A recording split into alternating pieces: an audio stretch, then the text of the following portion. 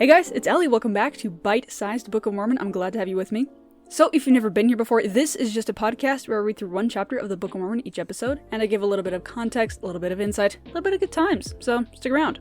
So, if you remember last episode, we read Alma chapter 35, in which the converted Zoramites that Alma and his homies just preached to, he taught Alma 32 and all that jazz, they get kicked out of their own city by the wicked Zoramites that choose to remain staunch in their wicked ways, and they became homeless, or they would have become homeless if the Ammonites didn't take them in. And the taking in that the Ammonites did caused a war. The Zoramites linked up with the Lamanites and fought the Nephites because of their actions taking in the Zoramites. So, anyways, there's violence happening, but at the very end of last chapter, it was explained that Alma was like, oh my goodness, there's so much wickedness. I need to make sure that my kids know what is true and what is right. And so the next few chapters are going to be Alma talking to his kids about, again, what is right and what is wrong. And so this chapter and next chapter, so today's episode and Wednesday's episode, are both going to be to his son, Helaman. So yeah, I think without further ado, let's read Alma chapter 36.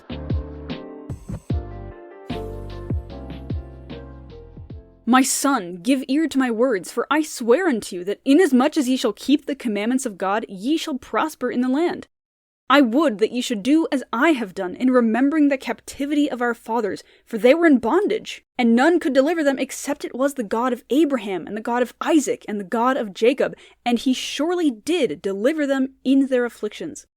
And now, O my son Helaman, behold, thou art in thy youth, and therefore I beseech of thee that thou wilt hear my words and learn of me, for I do know that whosoever shall put their trust in God shall be supported in their trials and their troubles and their afflictions, and shall be lifted up at the last day. So, Alma is talking to his son Helaman, as I already mentioned, and it talks about how his son Helaman is in his youth. So Alma's trying to explain to his kid, as early as possible, what is right. And one of the things that he starts with is, in verse 3, I really love, he says, whosoever shall put their trust in God shall be supported in their trials and their troubles. So he's like, trust God and you'll be supported.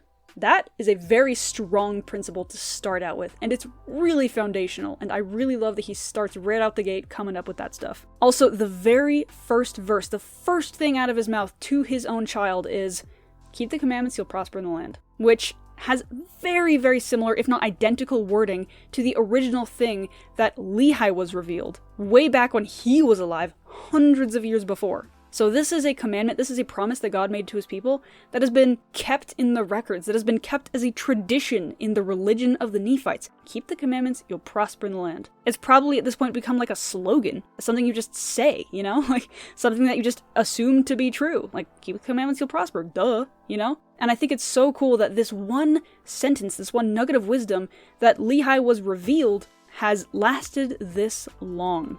I just think it's cool. I've brought it up almost every other time that it's mentioned just because I think that that is cool, how long it's lasted. The chapter summary says that this chapter happens around 74 BC, which, keep in mind, Lehi left Jerusalem at 600 BC. So 600 BC to 74 BC, that's over 500 years that this phrase has lasted. That is so cool. So anyways, Alma is coming out of the gate with some really strong principles. First, keep the commandments, you'll prosper in the land. Second, actually I didn't mention this quite as much, but he does say, remember the captivity of your fathers and God's hand in getting them released. And third, like I mentioned in verse 3, whosoever shall put their trust in God shall be supported. So, 3 very important points right out the gate. Let's see what he continues with.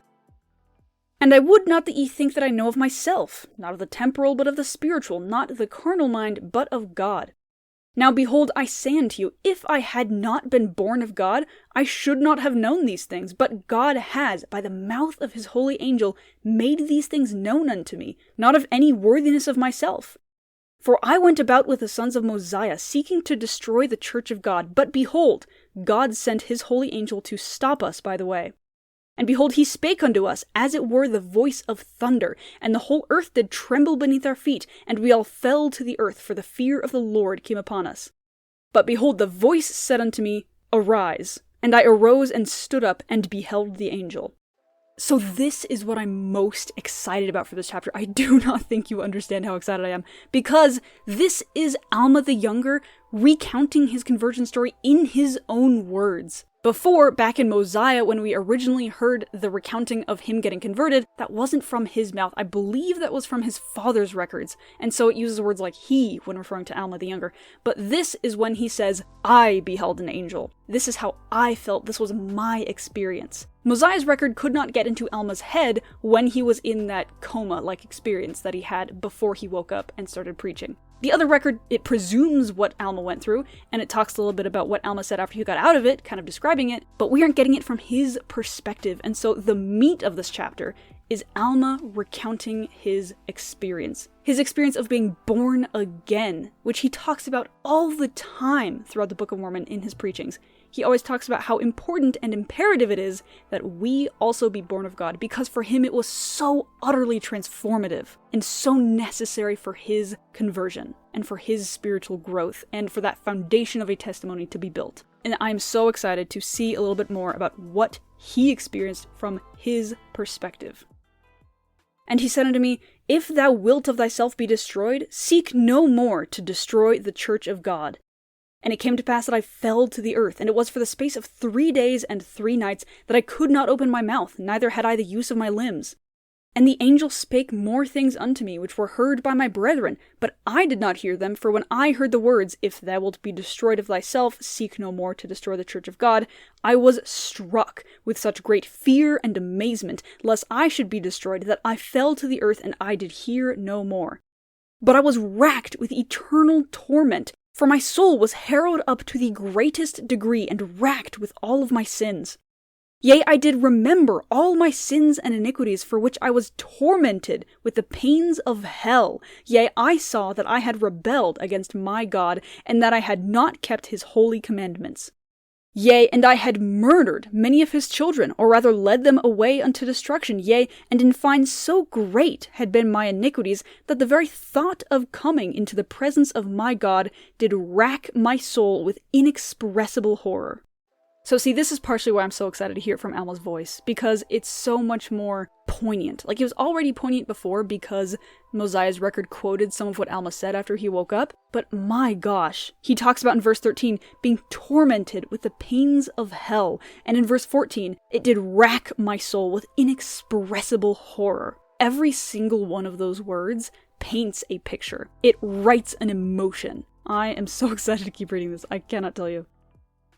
Oh, thought I, that I could be banished and become extinct both soul and body, that I might not be brought to stand in the presence of my God, to be judged of my deeds. And now for 3 days and 3 nights was I racked even with the pains of a damned soul. And it came to pass that as I was thus racked with torment, while I was harrowed up by the memory of my many sins, behold, I remembered also to have heard my father prophesy unto the people concerning the coming of one Jesus Christ, the Son of God, to atone for the sins of the world. Now as my mind caught hold upon this thought, I cried within my heart, O Jesus, thou Son of God, have mercy on me, who am in the gall of bitterness, and am encircled about by the everlasting chains of death. And now, behold, when I thought this, I could remember my pains no more. Yea, I was harrowed up by the memory of my sins no more. And oh, what joy and what marvelous light I did behold! Yea, my soul was filled with joy, as exceeding as was my pain. Yea, I say unto you, my son, that there could be nothing so exquisite and so bitter as were my pains. Yea, and again I say unto you, my son, that on the other hand there can be nothing so exquisite and sweet as was my joy. I cannot explain to you how beautiful this writing is to me. Every single word is so charged with such a clear and powerful emotion. Like, whoever wrote this cared. He really cared, and I buy it. I believe Alma when he said that he was racked with eternal torment, that he went through the pains of a damned soul. And I even believe him in verse 20 when he says that his joy was just as intense as his previous pain. Which, if you remember, he spends many verses discussing the deep pain and terror and horror that he was racked with. And so all of those words, all of that intensive emotion, now apply that to his joy. I love in verse 21 where he says that his pain was bitter, but his joy was sweet. They're two sides of the same coin. And I think that part of the reason that his joy was so exquisite was because it was preceded so closely by such awful pain. In fact, it is the existence of pain and sadness and difficulty that makes our joy that much stronger. Alma truly felt like he was snatched from a sure death by Jesus Christ. He felt that if Jesus hadn't atoned for his sins, he was well and truly screwed. He stared at what outer darkness would feel like, and he had resigned himself to that fate. But then he remembered that Jesus Christ atoned for his sins, and he called out to him, and Jesus Christ snatched him from that awful hell that he was so sure he was going towards. What a juxtaposition, what a transition from a sure death to a sure salvation. I don't think any of us will ever see our sins as clearly as Alma did that day. I don't think any of us will understand the depth and importance and consequences of our sin clearly as Alma did that day. But I believe him when he said that his joy exceeded his pain. I believe him when he said that Jesus Christ is the answer to our sin. Jesus Christ is the solution, and he's the reason that we are able to live. This is why I love this chapter, because it's beautiful. You cannot read it and feel nothing. Yea, methought I saw, even as our father Lehi saw, God sitting upon his throne, surrounded with numberless concourses of angels, in the attitude of singing and praising their God. Yea, and my soul did long to be there. But behold, my limbs did receive their strength again, and I stood upon my feet, and did manifest unto the people that I had been born of God. Yea, and from that time even until now, I have labored without ceasing, that I might bring souls unto repentance, that I might bring them to taste of the exceeding joy of which I did taste, that they might also be born of God and be filled with the Holy Ghost. Yea, and now behold, O my son, the Lord doth give me exceedingly great joy in the fruit of my labors. For because of the word which he has imparted unto me, behold, many have been born of God, and have tasted as I have tasted, and have seen eye to eye as I have seen. Therefore, they do know of these things of which I have spoken, as I do know, and the knowledge which I have is of God. And I have been supported under trials and troubles of every kind, yea, and in all manner of afflictions, yea, God has delivered me from prison, and from bonds, and from death, yea, and I do put my trust in him, and he will still deliver me. And I know that he will raise me up at the last day to dwell with him in glory. Yea, and I will praise him forever, for he has brought our fathers out of Egypt, and he has swallowed up the Egyptians in the Red Sea, and he led them by his power into the promised land. Yea, and he has delivered them out of bondage and captivity from time to time.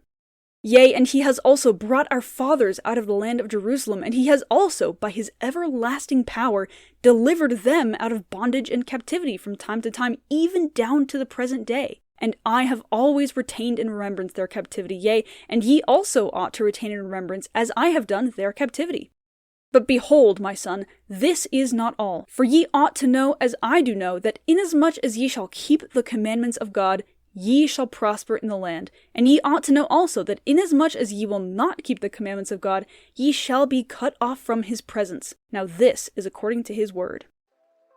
So something that is beautiful in this chapter is not only, obviously, the words of Alma. It is amazing what he says and how he explains it. As I've already mentioned, I've already expressed how beautiful this chapter is to me. But did you know that this chapter is what scholars call a chiasmus, which is a type of Hebrew poetry? Isn't that amazing? So if you don't know, a chiasmus, like I've already mentioned, is Hebrew poetry. And basically what you do, it's not really like poetry like you think of it today, like with stanzas and with rhyme schemes, but it more sets up an order of topics. So maybe it talks about words and then commandments and then captivity and then bondage and then deliverance. And then it brings up those same things in reverse order. Deliverance, bondage, captivity, commandments, and words. And so the top topic and the bottom topic are the same. Second top, second bottom are the same as well. But that means that there's something in the middle that is kind of the peak of the poem, right? And by the way, this entire chapter is a chiasmus. Isn't that amazing? It is one of the many internal evidences of the Book of Mormon because, again, this is an ancient Hebrew form of poetry, and this entire chapter is in this structure. Like, if you notice, the beginning of the chapter talks about how Alma remembers the captivity of his fathers, and then by the end of the chapter, he brings up the captivity of their fathers again. That's because that's a repeated topic in the chiasmus. And did you know that the peak of this chiasmus, so like the topic that's in the middle, that is at the end of the first list and the top of the second list, so this is kind of like the focal point of the entire poem, is in verses 17 and 18, which is where he talks about Jesus Christ, which is the moment when he's recounting his conversion story and he's feeling all this pain and the suffering and this death, and then he remembers Jesus. And that is the focal point of the poem. That is what all the topics point to. I urge you very strongly to Google chiasmus, especially in Alma 36. I'll put a link down in the show notes if you want to do a little bit more research on this, but my gosh, that's so cool. Not only because it's an internal evidence of the Book of Mormon, but because the very structure of this poem drives home the fact that Jesus is his focus. And again, I very much urge you to hit that link in the show notes because I can't read to you the entire poem in podcast format and make it make sense. That's just not something that this medium is very good at. But please go and read it for yourself. The page that I link kind of has an image kind of setting up the structure of the poem with the phrases that are repeated throughout. Please go read it. It's so cool. So anyways, that is the chapter. My goodness, is it beautiful. In fact, it's kind of funny, I completely forgot that this chapter was chiasmus at all, and then I remembered, wait a minute, we talked about captivity of our fathers in the beginning, and now we're talking about it again. Wait a minute, is this a chiasmus? And then I googled it, and yes it is, so there you go. Anyways, oh my gosh, this is so cool. And again, the focus of the entire poem, the entire chapter, is Jesus Christ, is that turning point where Alma the Younger realizes Jesus can save me. And then he goes from awful realization of his guilt and the consequences thereof to complete joy and forgiveness and light. That's the turning point, and that is the focal point of the poem, and this is probably one of the most beautiful chapters in the Book of Mormon. Second only to 2 Nephi 4, because nothing can beat 2 Nephi 4 in my book. But besides that, this chapter is really high up there. My gosh.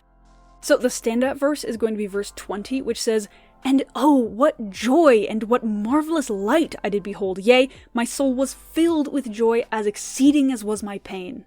So this not only is very near the focal point of the chiasmus that is this chapter, but it's also just beautiful. I love it how it includes the oh, like, oh, and how beautiful was this? You know, I love it when the writers in the Book of Mormon do that, and this is one of the verses that does that, and it really just kind of drives home the passion. It's really just coming through the page for me. Oh my gosh. But again, the most important part of this verse is where he explains that his joy was as exceeding as his pain. And the last, 8 or 10 verses describe the depths and the horror and the fear that was his pain. And now that's completely flipped. In fact, in the verse before, it says that he didn't even remember his sins because his joy was so exquisite. What a feeling. Oh my goodness, this chapter just resonates in my soul. You know, like the writing is beautiful, and the fact that it's a chiasmus is beautiful. And also, it's really cool that the audience for this is his kid. He's speaking with such passion and zeal and effort because he cares this much about his kid. He wants his child to have correct principles and to understand how to live life in accordance with God's laws and to be the best that you can be. This chapter, the passionate words and phrases, and even the chiasmic structure that he uses all go to show how much he cares about his son's salvation and how much he cares about his son having the truth in his life, because he didn't have it, because he rejected it when he was young. And he is not going to raise kids that make the same mistakes that he did.